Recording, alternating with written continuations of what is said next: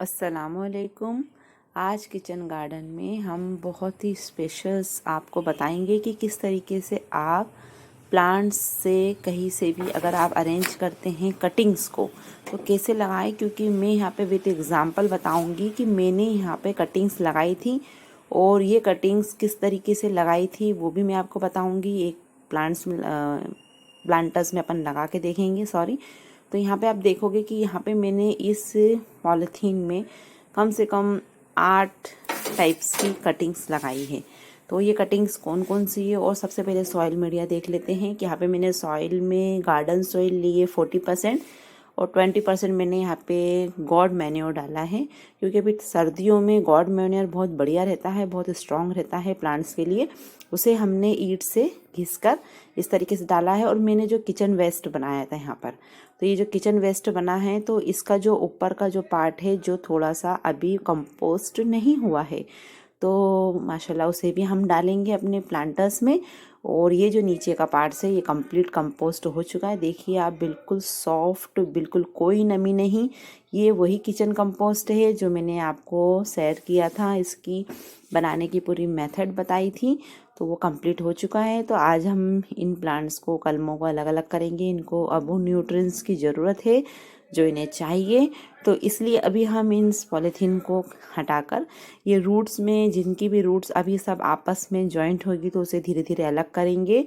और साथ में ही इन्हें बहुत सेफ्टी से निकालना है। यहाँ पे मैंने एक चंपा का लगाया है, एक मोगरा है, 2 टाइप के गुड़हल है और 2 ऑर्नामेंटल प्लांट हैं। उनकी कटिंग्स मैंने लगाई थी, अपने फ्रेंड्स के वहाँ से लेकर आई थी। तो देखिए कितनी अच्छी रूट डेवलप हुई है, सभी आपस में जुड़े हुए हैं। रूट बहुत बढ़िया डेवलप हुई है। मैंने इस अपनी जो एलोवेरा आता है जेल, एलोवेरा के प्लांट में से निकाल कर उसमें डिप करके लगाया था। तो ये सभी कटिंग्स चल पड़ी है, बहुत बढ़िया। आप इस तरीके से कटिंग्स लगा सकते हैं। देखिए कितनी अच्छी रूट इसमें डेवलप हुई है। तो ये कटिंग्स में लगाऊंगी। तो इन सबको कलेक्ट कर लेते हैं। तो ये चंपा का जो मैंने स्टेम लेकर आई थी, इसमें यहाँ पे बर्डिंग भी शुरू हो चुकी है। तो माशाल्लाह ये भी ग्रोथ कर जाएगा। आगे हम इसको लगा लेते हैं अच्छी तरीके से। और साथ में ही यहाँ पर मैंने 2 ऑर्नामेंटल प्लांट्स की एक एक स्टेम लगाई थी, जिसमें कि बंच बन चुका है वो आपस में जुड़कर बहुत अच्छी तरीके से। और एक डिफन बेगिया लगाया था मैंने, इसकी भी वीडियो मैंने शेयर करी थी अपने चैनल पे। तो ये हमने धीरे धीरे रूट्स को, मट्टी को हटाते हुए, देखिए कितनी रूट्स बनी थी। और नीचे की रूट्स अगर निकलती है तो वहाँ पर फिर से नई ग्रोथ आएगी, नई रूट्स आएगी। प्लांट्स को कोई दिक्कत नहीं होगी। आप सिर्फ आराम से मट्टी को झड़ाते हुए, मैंने इसमें थोड़ी सी मॉइस्चर बनाए रखा था। मैंने 1 घंटे पहले इसमें थोड़ा सा पानी डाला था, ताकि गीला पानी ज़्यादा नहीं कर रहे हैं अभी हम, नहीं तो निकालने में बहुत दिक्कत होगी। तो हमने यहाँ पे थोड़ा सा मॉइस्चर बना के रखा था। तो ये आसानी से मिट्टी छोड़ देगी रूट्स और निकल जाएंगी। तो यहाँ डिफन बेगिया का ये जो है स्टेम, इसकी कटिंग करके भी मैंने बताया था कि एक स्टेम से मैंने अपने प्लांट की और एक दूसरी जगह से स्टेम ली थी। ऐसे 8 कटिंग्स निकाली थी। तो 8 कटिंग्स का वीडियो मैंने शेयर किया था और इन्हें लगाया था। और अब देखिए कितनी अच्छी तरीके से इसमें रूट डेवलप हो गई है और बहुत अच्छी तरीके से ये सब लग चुके हैं। तो इसे भी अलग कर लेते हैं। धीरे से अलग करना बहुत ज़रूरी है, क्योंकि अब इन्हें सेपरेट प्लांटर्स देना होगा।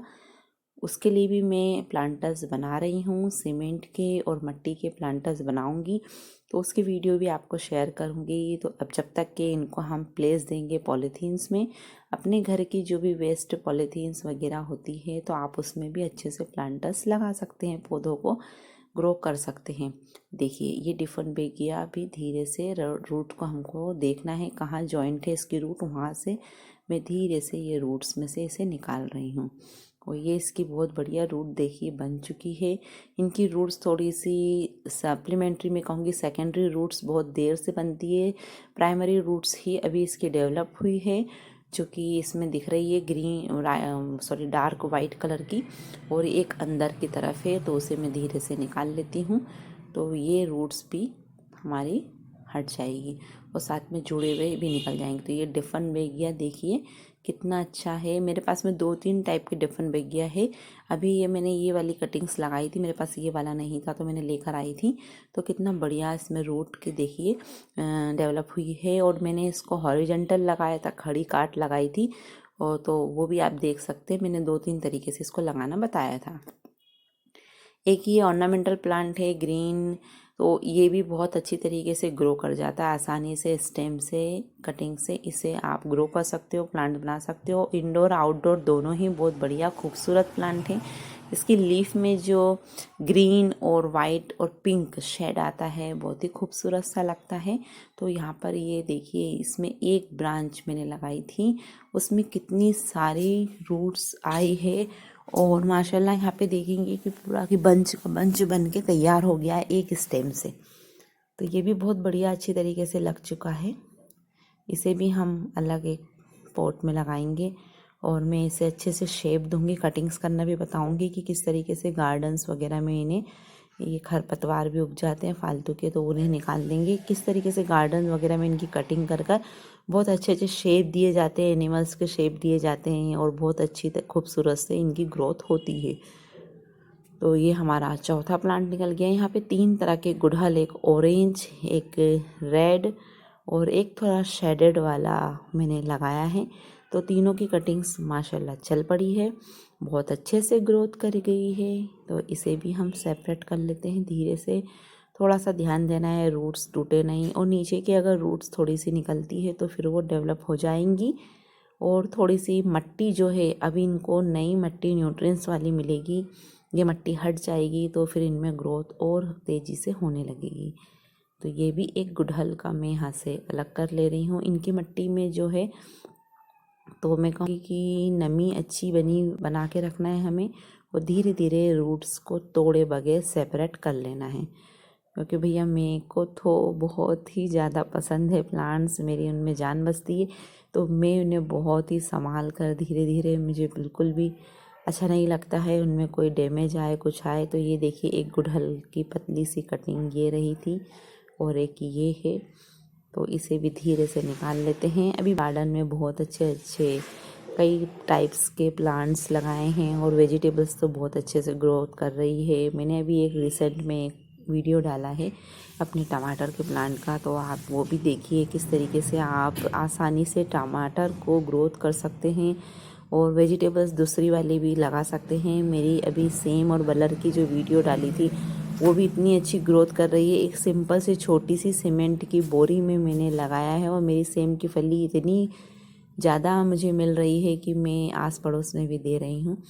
तो ये देखिए कितनी माशाल्लाह से रूट्स प्राइमरी सेकेंडरी सब इसमें डेवलप्ड हो चुकी है। और यहाँ पर हम दूसरे भी निकाल लेते हैं। यहाँ पे माशाल्लाह मेरे पास में मोगरा का प्लांट नहीं था, जिसकी कि मैंने 2 कटिंग्स लगाई थी, तो वो भी बहुत अच्छी तरीके से लग चुकी है मोगरा की। तो मोगरा की भी मैं यहाँ से अलग कर लूँगी। अब मेरे गार्डन में खुशबू ही खुशबू महकने वाली है, बहुत सारे प्लांटर्स मेरे पास में तैयार हो जाएंगे।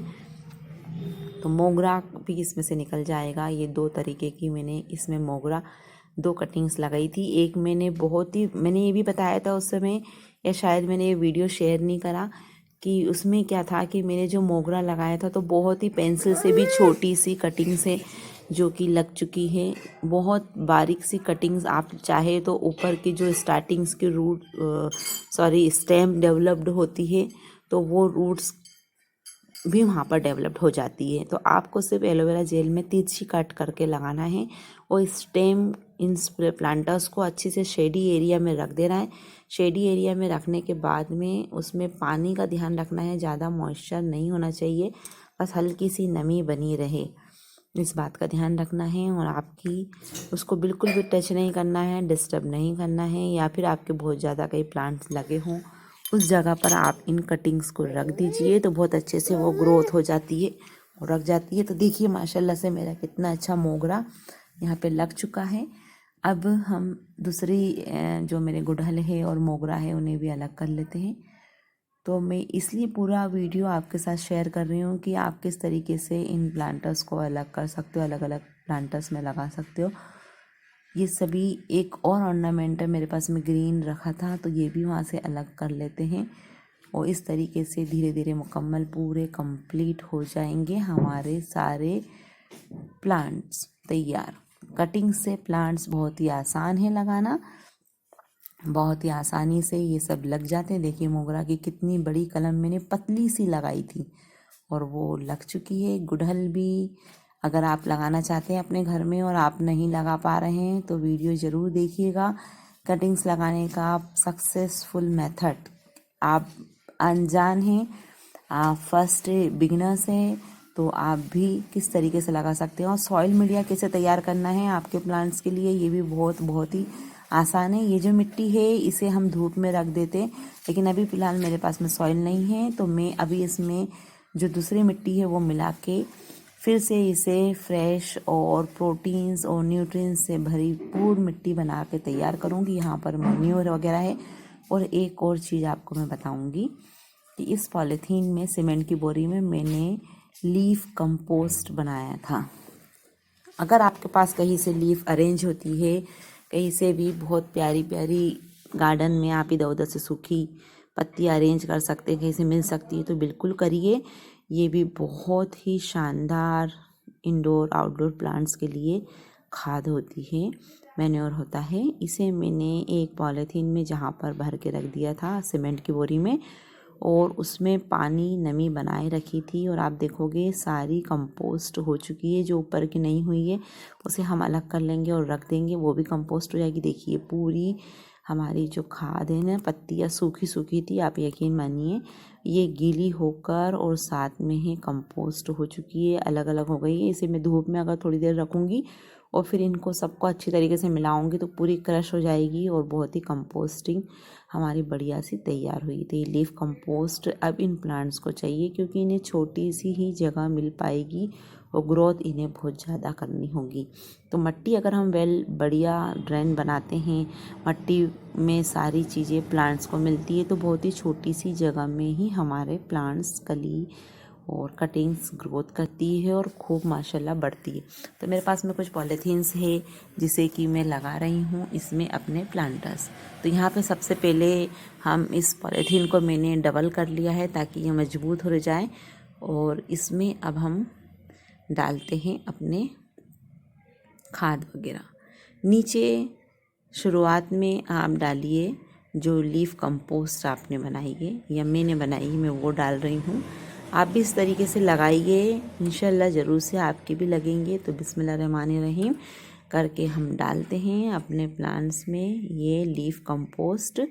साथ में इसलिए डाल रहे हैं कि बहुत अच्छे से नीचे से पानी भी ड्रेन हो जाएगा, और जो हमने खाद वगैरह मिलाकर रेत और गार्डन सॉइल मिला के हमारी मिट्टी रखी थोड़ी सी वो डालेंगे, और थोड़ी सी ये मिट्टियाँ हम मिक्स कर लेंगे। तो यह भी मिट्टी हमारी अच्छी तरीके से मिक्स हो जाएगी, और मिक्स होने के साथ में हमारी ये लग चुकी है।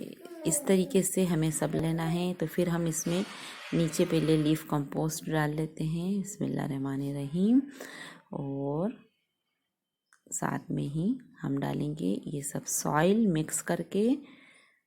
छोटी सी जगह पर अभी मैं लगा रही हूँ इन्हें, इसलिए ताकि मेरे पास में जब मिट्टी और अवेलेबल हो जाए और बहुत सारे जो गमले मैंने बनाई है जब तक कि ये ग्रोथ करें फिर हमें उनमें ट्रांसफ़र कर देंगे। तो डिफरेंट बीगिया भी लगा दिया। इसी तरीके से आप सभी कलम को लगा सकते हैं। जब रूट एक बार डेवलप हो गई है तो फिर कोई दिक्कत नहीं होगी। आपको थोड़ी सी इसकी केयर की ज़रूरत है, फिर आपकी ये प्लांट्स अपने आप चल पड़ेंगे। मेरे पास एक आटे की थैली थी, तो उसमें भी हम इसे जगह बनाकर अच्छी तरीके से फोल्ड करके लगा लेते हैं। तो यकीन मानिए गार्डनिंग करना इतना भी कठिन नहीं है, इतना भी मुश्किल नहीं है। और अब आप चाहोगे कि अब तो इतना ख़राब माहौल हो चुका है, इन्वायरमेंट चारों तरफ का बिल्कुल भी हमें अच्छा नहीं मिल पाता है।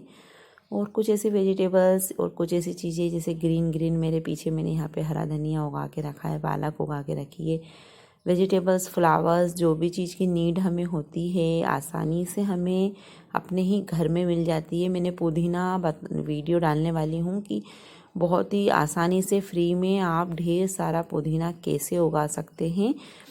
और जब भी आपको खाने वगैरह में तो ज़रूरत पड़ती है तो हम पुदीना वगैरह तोड़ ही लेते हैं, लेकिन साथ में ही अगर हमारे को पेट में कोई तकलीफ़ है, डाइजेशन में कोई दिक्कत हो रही है, तो आप उसकी पुदीना, तुलसी, इन सब की लीव्स जो मेडिसिनल हमारे जो प्लांट्स होते हैं तो वो बहुत ही ज़रूरी है हमारे घर में रखना। हमें बच्चों के लिए, बुज़ुर्गों के लिए तो बहुत आसानी से हमारी हर मुश्किलें आसान होती है इन हरियाली से।